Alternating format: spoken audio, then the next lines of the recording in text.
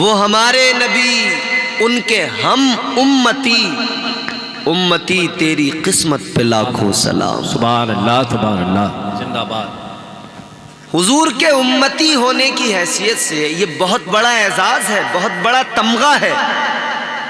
امتی ہونے کی حیثیت سے اللہ نے جو نوازا ہے نا، جو شان عطا کی ہے، جو کرم کیے ہیں، جو فضل کیے ہیں، آپ سوچ نہیں سکتے۔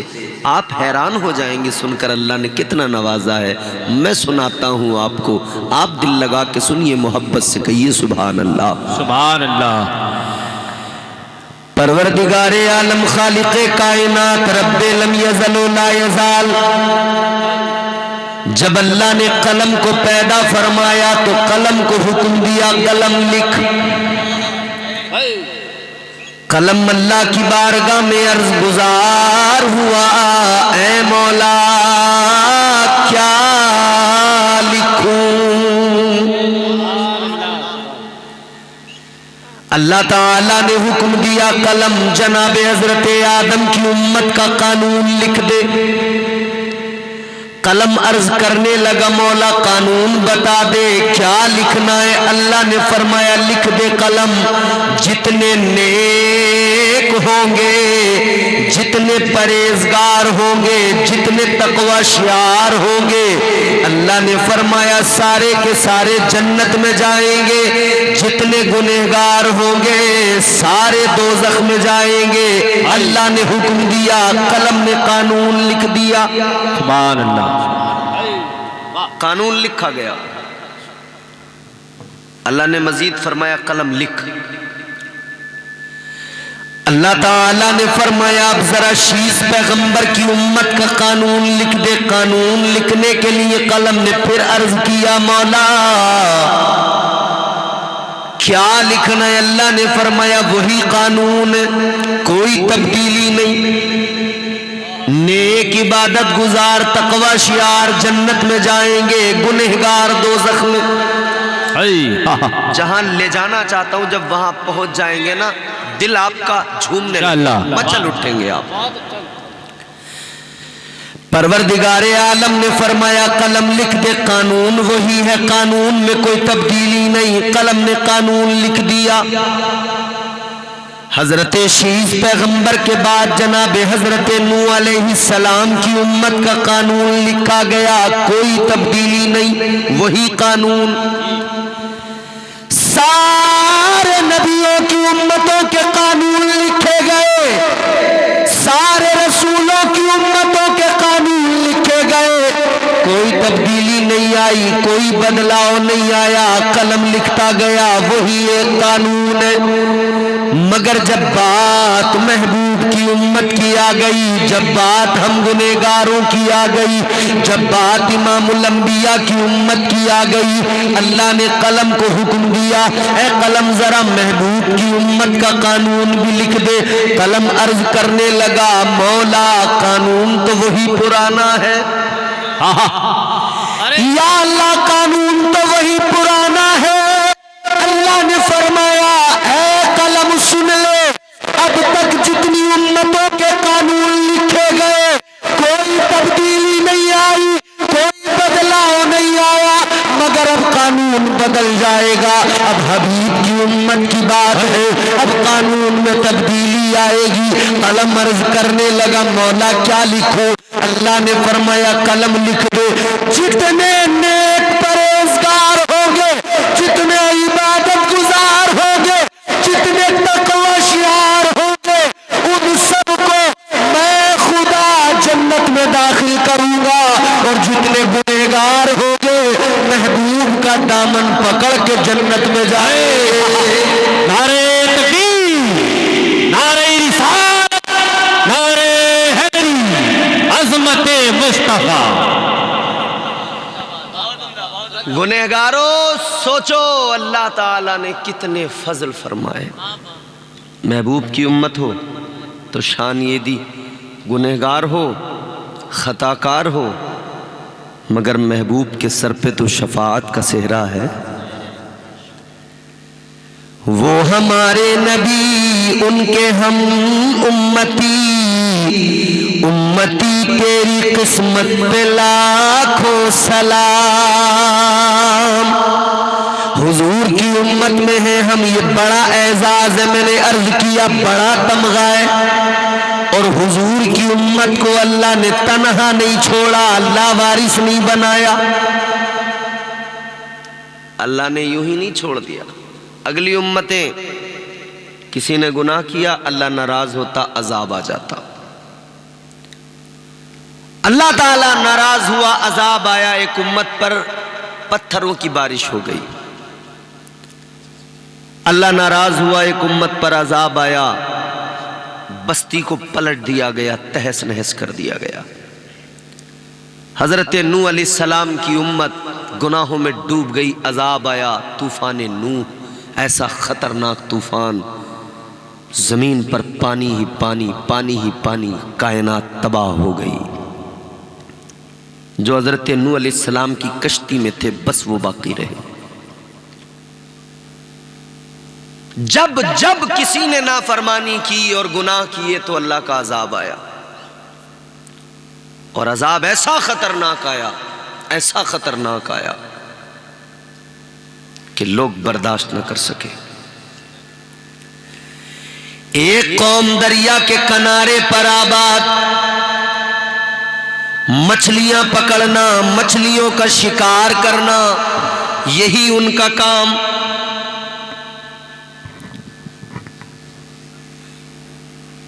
अल्लाह ने इम्तिहान लिया, सारा हफ्ता आप मछली पकड़ो, लेकिन हफ्ते में एक दिन है शनिचर हफ्ता, उस दिन आपको इजाजत नहीं, उस दिन छुट्टी रहेगी। हुक्म आ गया, उस कौम के पैगंबर के पास पैगाम खुदा कौम को सुना दिया गया, हफ्ते के दिन कोई शिकार नहीं करेगा, कोई मछली नहीं पकड़ेगा। लेकिन आजमाइश थी।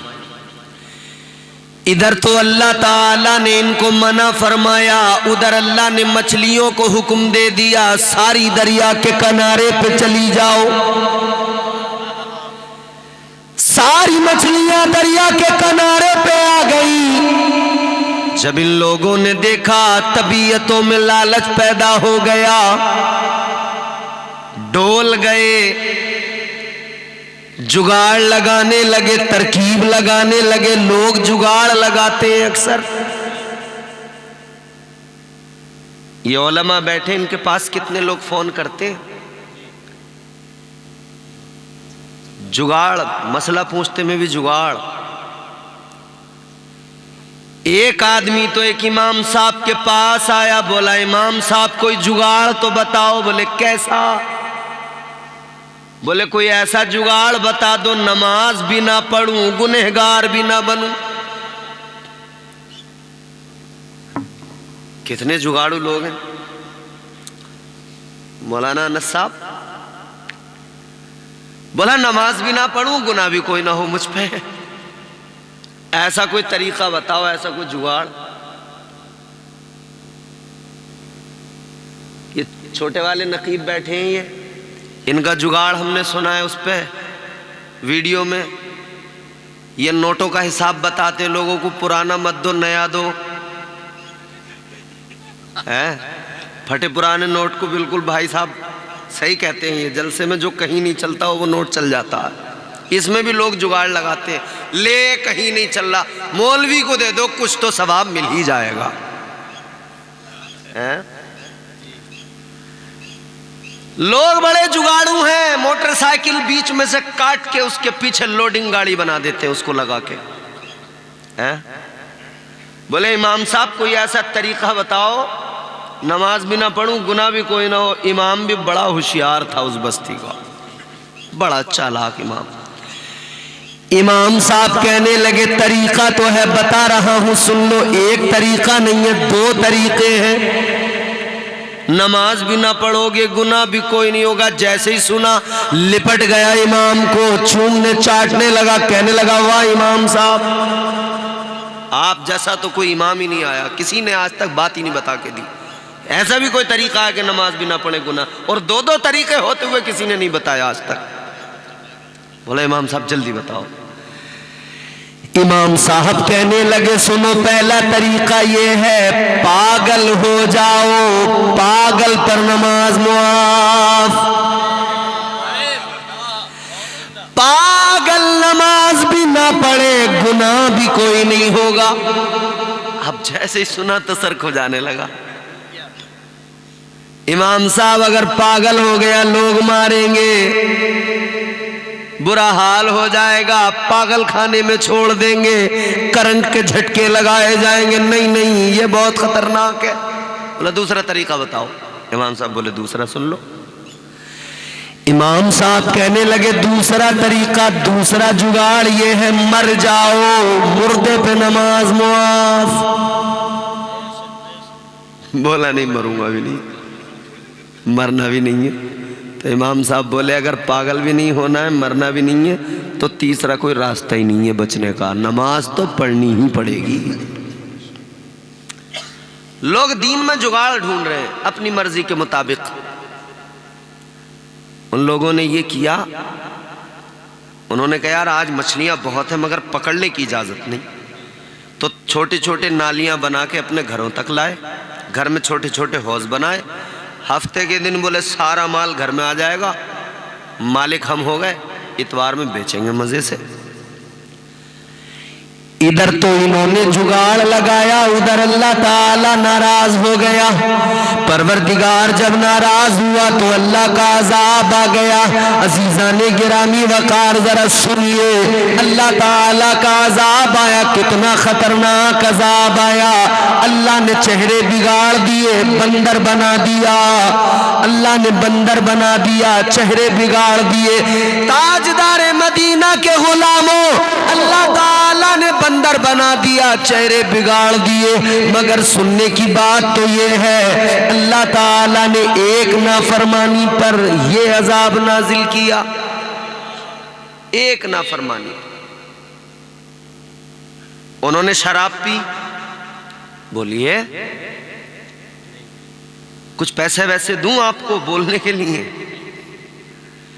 انہوں نے شراب پی، جوا کھیلا، سٹا لگایا، ایک نافرمانی کی بس، تو اللہ کتنا ناراض ہوا ایک نافرمانی پر۔ میرا حکم نہیں مانا، اللہ کا عذاب آیا، اللہ نے بندر بنا دیا۔ فرید آباد قریشی پور کے رہنے والوں، جلسہ ختم ہونے کے بعد جب آپ لوگ گھر جائیں تو آئینہ اٹھائیے، آئینہ شیشہ سامنے رکھیے، اپنے آپ کو آئینے میں دیکھیے، پھر اللہ کا شکر ادا کرنا، کہنا مولا تیرا بڑا فضل ہے، تیرا بڑا شکر ہے، یا اللہ ایک نافرمانی پر تو نے ان کو بندر بنا دیا، میں تو صبح سے لے کر رات تک گناہ کرتا رہتا ہوں، لیکن مولا میرا چہرہ سلامت ہے، تو نے مجھے بندر نہیں بنایا، میرا وجود سلامت ہے، میری شباہت سلامت ہے۔ یاد رکھ لینا اتنی نافرمانیوں کے بعد بھی اگر اللہ کا عذاب نہیں آتا تو اسے اپنا کمال نہ سمجھ لینا، اپنے سجدوں کا کمال نہ سمجھ لینا۔ اگر عذاب نہیں آتا تو یہ تمہارا میرا کمال نہیں ہے، یہ تو آمنہ کے لال کا کمال ہے۔ سبحان اللہ، واہ واہ واہ، سبحان اللہ سبحان اللہ سبحان اللہ سبحان اللہ سبحان اللہ سبحان اللہ۔ یہ تو مدینے والے کا صدقہ ہے، کرم ہے کہ بچے ہوئے ہیں، ان کی امت جو ٹھہرے، ان کے غلام جو ٹھہرے۔ تو پھر کیوں نہ کہیں وہ ہمارے نبی، ان کے ہم امتی، امتی تیری قسمت پہ لاکھوں سلام۔ ہر امتی کو خوش ہونا چاہیے، فخر کرنا چاہیے میں حضور کا امتی ہوں۔ اور سنو، نبی نے آپ کو ایک امت بنایا ہے، حضور نے امت بنایا ہے، امت تو امت بن کے رہو۔ امت سے حضور بڑا پیار کرتے ہیں، آپ کے دل میں پھر اس امت کے کسی فرد کے لیے کیسے نفرت ہو سکتی ہے؟ جس امت سے بڑے بدکار سیاہکار سے حضور پیار کریں، اس کی فکر کریں، اس کے لیے راتوں کو روئیں، آنسو بہائیں، سجدے میں سر رکھ رکھ کے حضور روئیں گنہگاروں کے لیے۔ آپ کو کوئی حق نہیں پہنچتا کسی کو حقیر جانے یا کسی سے نفرت کرے۔ آج المیہ یہ ہے ہماری قوم کا، آپس میں ایک دوسرے سے جلنا، حسد کرنا، بغض و کینہ دلوں کے اندر بھر گیا۔ یاد رہے میرے بھائیوں، ایک بات اچھی طرح جان لو، مسلمان کا پہلا دشمن کوئی اور نہیں، خود مسلمان ہے۔ آپس میں ہی اتنی لڑائیاں، اتنے فساد، اتنے اختلاف ہیں۔ حضور نے امت بنایا، یہاں بٹے پڑے ہیں، یہاں قبیلوں کی لڑائیاں ہیں، یہاں نسل کی لڑائیاں ہیں، یہاں ذات کی لڑائیاں ہیں، برادری کی لڑائیاں ہیں، یہاں خاندانوں کی لڑائیاں ہیں، یہاں محلوں کی لڑائیاں ہیں۔ کیا عجیب حال بنا دیا امت کا۔ تاجدار مدینہ نے امت بنایا، رشتہ کتنا پیارا، آقا نے فرمایا تیرا خون کا رشتہ بعد میں ہے، کلمے کا رشتہ پہلے ہے۔ صحابہ نے پروف کر کے دکھایا، صحابہ نے اس کا پریکٹیکل دیا۔ اگر باپ کافر تھا تو اس سے رشتہ توڑ دیا۔ کوئی دور کا رہنے والا، فارس سے آنے والا سلمان نبی کا غلام تھا تو صحابہ نے اسے اپنا بھائی بنا لیا۔ سبحان اللہ، زندہ باد۔ آپ دیکھتے ہو یہ کون ہے، وہ کون ہے، یہ کیا؟ سب سے پہلے دیکھو یہ مسلمان ہے یا نہیں۔ تاجدار مدینہ کے غلاموں، دلوں کو پاک کر لو، دلوں کو صاف کر لو، طبیعتوں کو صاف کر لو، حضور کی شریعت کو اپناؤ، حضور کی تعلیمات پر عمل کرو۔ مدینے والے مصطفیٰ نے آپ کے میرے لیے، ہم گنہگاروں کے لیے بڑے آنسو بہائے۔ آقا نے بڑا یاد کیا، حضور دنیا میں تشریف لائے تب امت سے اتنا پیار، امت کو یاد کرتے ہوئے سجدے میں سر رکھا۔ آقا نے زبان پر امتی امتی ہے، آقا دنیا میں آئے تب امت کو یاد کیا۔ مصطفیٰ جان رحمت کا بچپن ہے تب امت کی فکر ہے، آقا کی جوانی ہے تب آقا کو امت کی فکر ہے۔ مصطفیٰ سفر کے ہیں، سفر کے درمیان ہیں تو آقا کو امت کی فکر ہے۔ آقا مکے میں ہے تب امت کی فکر ہے، آقا مدینے میں ہے تب امت کی فکر ہے۔ ارے سن لو، آقا اگر زمین پہ ہے تب امت کی فکر ہے، اور شب معراج لامکان پہ ہے تب امت کی فکر ہے۔ نعرے تکبیر، نعرے رسالت، نعرے حیدری، نعرے حیدری، فیضان شب برات کانفرنس مسلک اعلیٰ حضرت علامہ مولانا مفتی امتیاز رضا برکاتی۔ حضور نے کتنا یاد کیا، سوچئے ذرا کتنا یاد کیا۔ تاجدار مدینہ امام الانبیاء مصطفیٰ جان رحمت کی جب طبیعت علیل ہو گئی، مدینہ منورہ حجرہ عائشہ،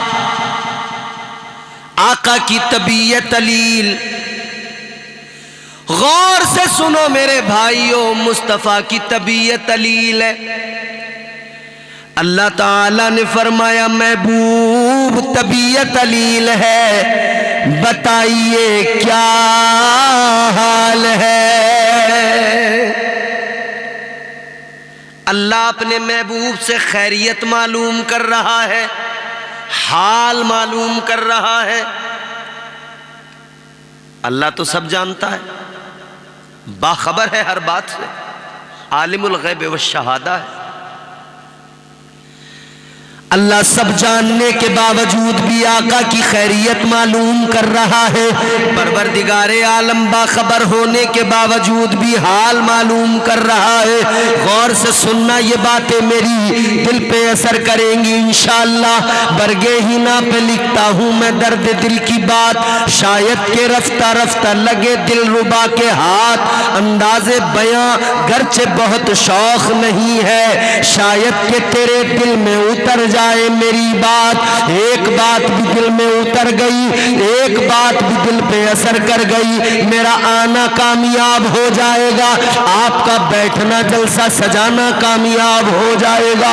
عزیزان گرامی وقار غور فرمائیے، اللہ تو سب جاننے والا، پھر اللہ نے حال معلوم کیوں کیا؟ عالم رؤیا میں اللہ کی بارگاہ میں سوال کیا جائے، اے مولا تو تو باخبر ہے، اے پروردگار تو سب جاننے والا، مولا تو نے حال معلوم کیوں کیا؟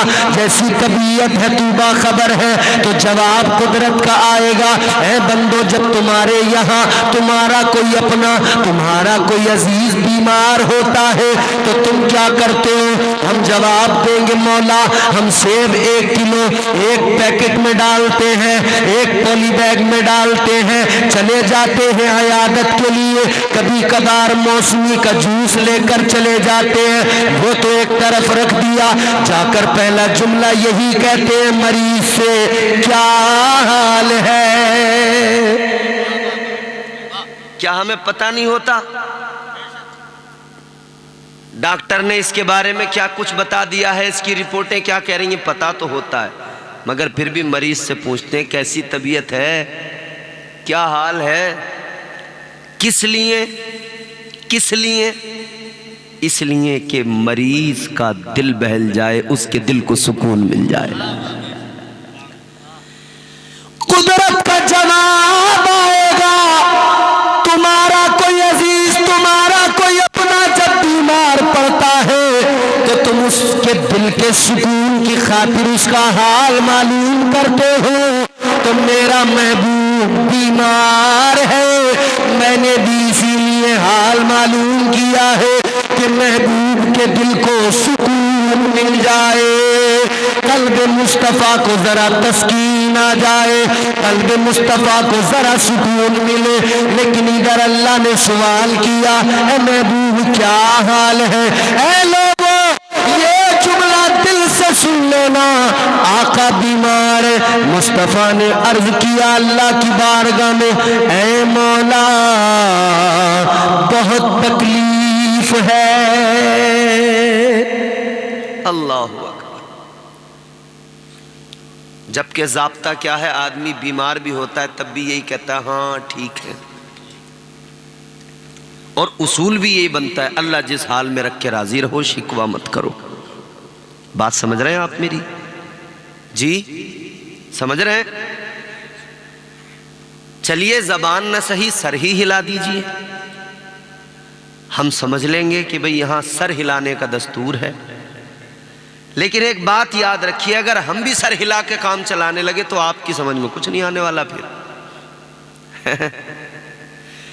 الفت میں جب مزہ ہے کہ دونوں ہو بے قرار، دونوں طرف ہو آگ برابر لگی ہوئی، ہم نے تو سوچ لیا ہے کہیں تو لٹنا ہے، پھر نقض جان بچانا کیا، جب آ گئے ہیں تو مقتل سے بچ کے جانا کیا؟ آپ بھی سوچ لو، جب آ گئے ہیں تو چلو اب کام کر کے ہی جاتے ہیں۔ اللہ تعالیٰ کی بارگاہ میں حضور نے عرض کیا مولا بہت تکلیف میں ہوں۔ حضور کی تعلیم کہتی ہے شکوہ نہ کیا کرو اللہ سے، جس حال میں اللہ رکھے راضی رہو، ہر حال میں اس کا شکر ادا کرو۔ تو حضور یہاں پر یہ کہہ سکتے تھے یا اللہ جس حال میں تو رکھے میں راضی، تیرا شکر ہے، لیکن حضور نے نہیں کہا۔ سوچنے والی بات ہے۔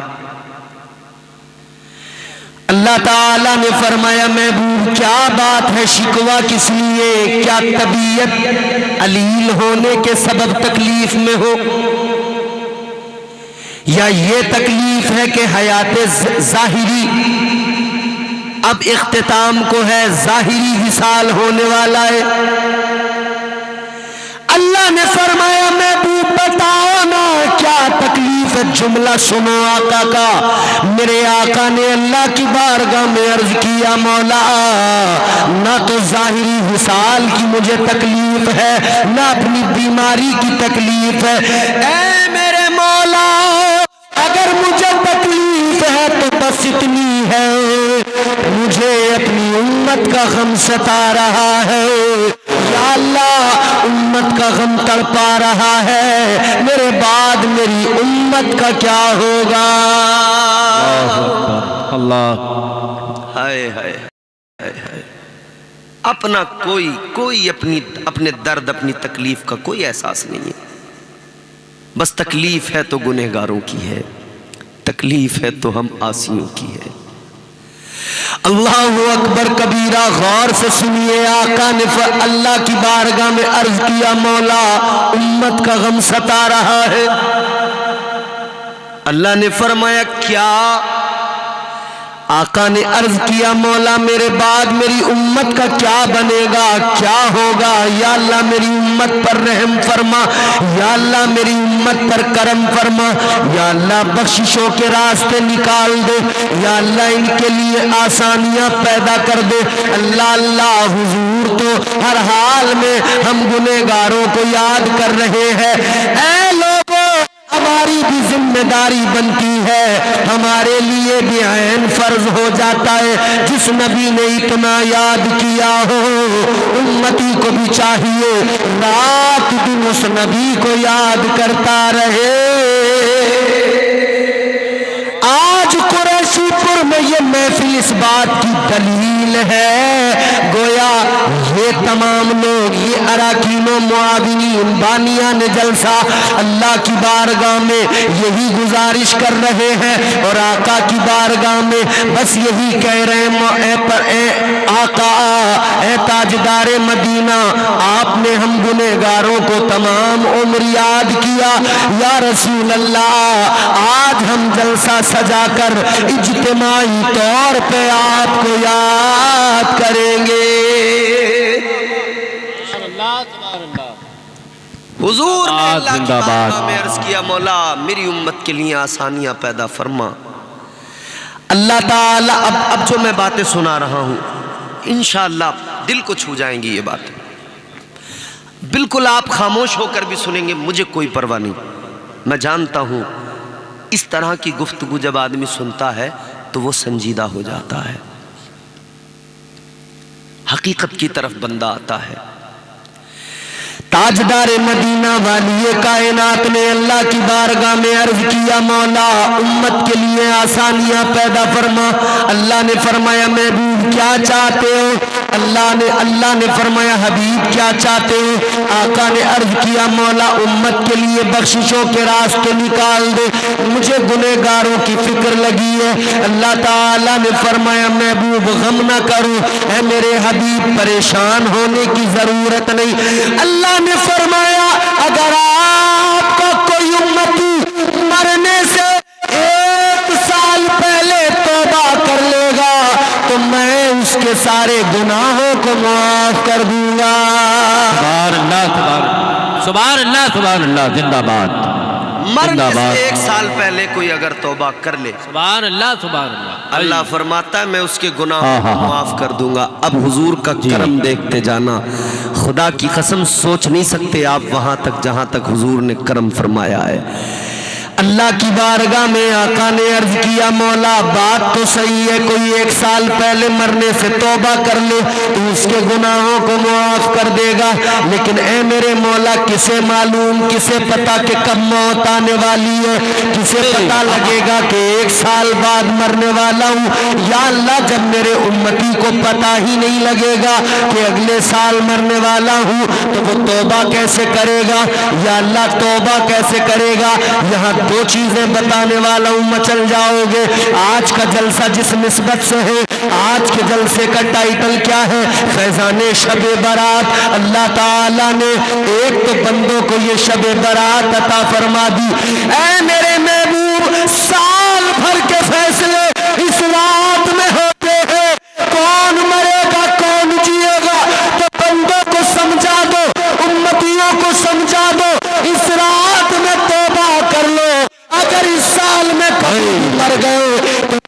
بخشائے جاؤ گے، جنت کے حقدار بن کے جاؤ گے۔ نعرے تکبیر، نعرے رسالت، نعرے غوثیہ، مطلق اعلیٰ حضرت فیضان شب برات کانفرنس۔ ایک تو یہ، ایک بار اس رات میں توبہ کر لو، پورے سال میں کبھی بھی مر گئے نا، اللہ کے کرم سے گناہ سارے اللہ معاف کر دے گا۔ توبہ تو کیجئے اس رات میں۔ ارے بھائی، 2 آنسو لے کر اللہ کی بارگاہ میں آئیے تو صحیح۔ اقبال نے کہا، شاعر مشرق نے کہا، موتی سمجھ کے شان کریمی نے چن لیے، موتی سمجھ کے شان کریمی نے چن لیے، قطرے جو گر گئے تھے عرق انفعال کے، 2 آنسو آنکھوں میں سجا کے لاؤ۔ تم نے دنیا کے لیے بہت آنسو بہائے، مال کی محبت میں آنسو بہائے، کاروبار میں نقصان ہوا آنسو بہائے، اولاد کا نقصان ہوا آنسو بہائے، دنیا میں کوئی بھی نقصان ہوا آنسو بہائے، مگر میرے بھائی جب تم نے دنیا کے لیے آنسو بہائے، کوئی قیمت نہیں ان آنسوؤں کی، بہہ گئے آنسو، کوئی آنسو پوچھنے والا بھی نہیں آیا۔ تو اپنے بند کمرے میں کتنا بھی رو لے، کوئی تیرے آنسو پوچھنے نہیں آئے گا، کوئی تیرے آنسوؤں کا مول سمجھنے نہیں آئے گا، کوئی تیرے آنسوؤں کی قیمت لگانے نہیں آئے گا۔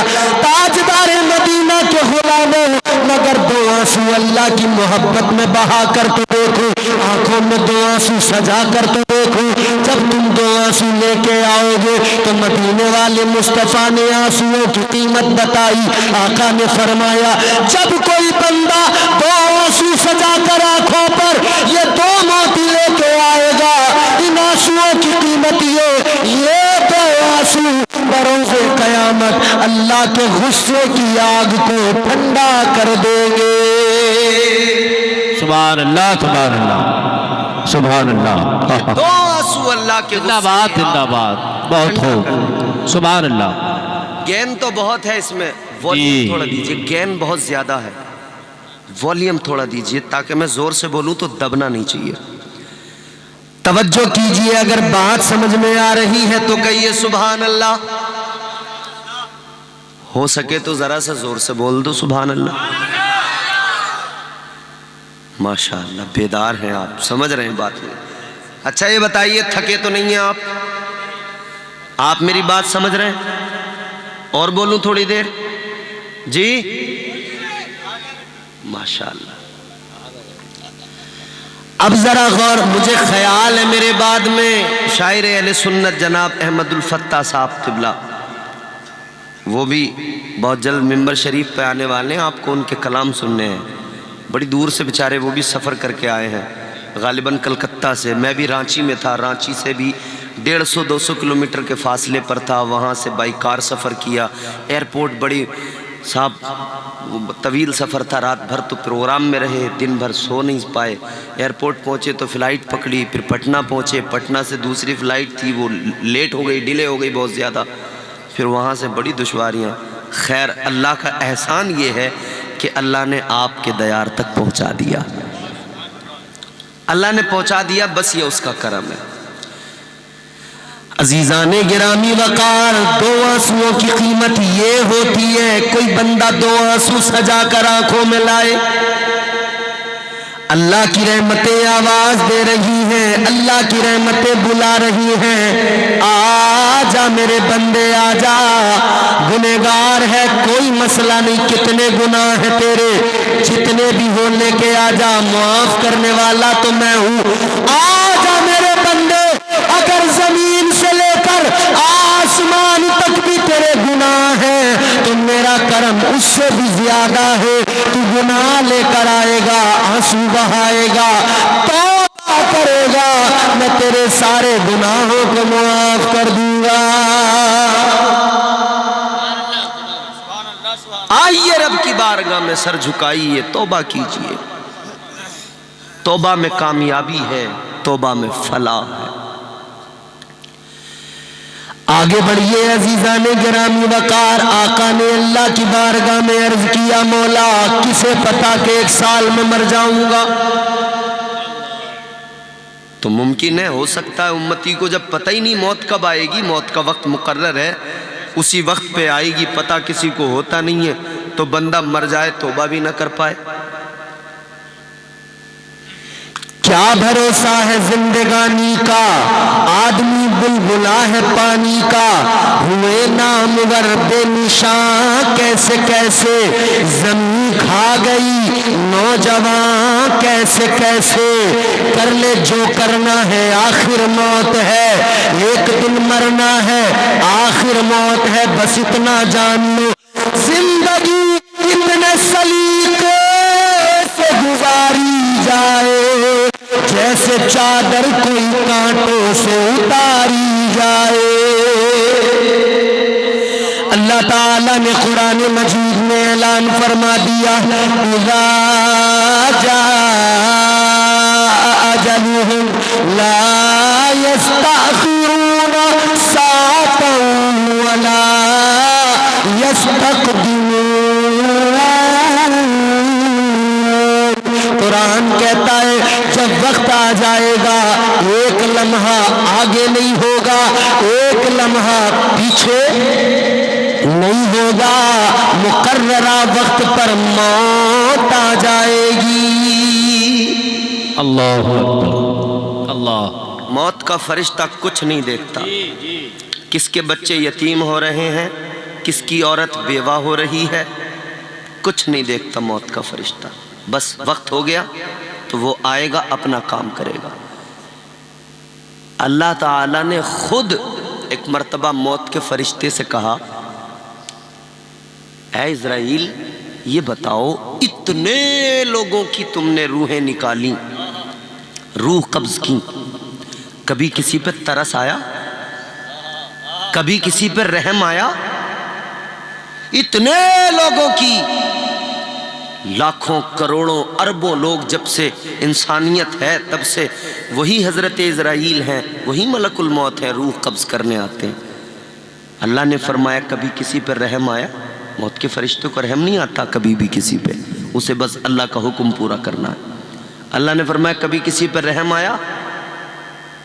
سنیے جواب، کہتے ہیں یا اللہ 2 بار رحم آیا، صرف 2 مرتبہ، کبھی کسی پر رحم نہیں آیا، صرف 2 موقع ایسے آئے، 2 مرتبہ مجھے رحم آیا۔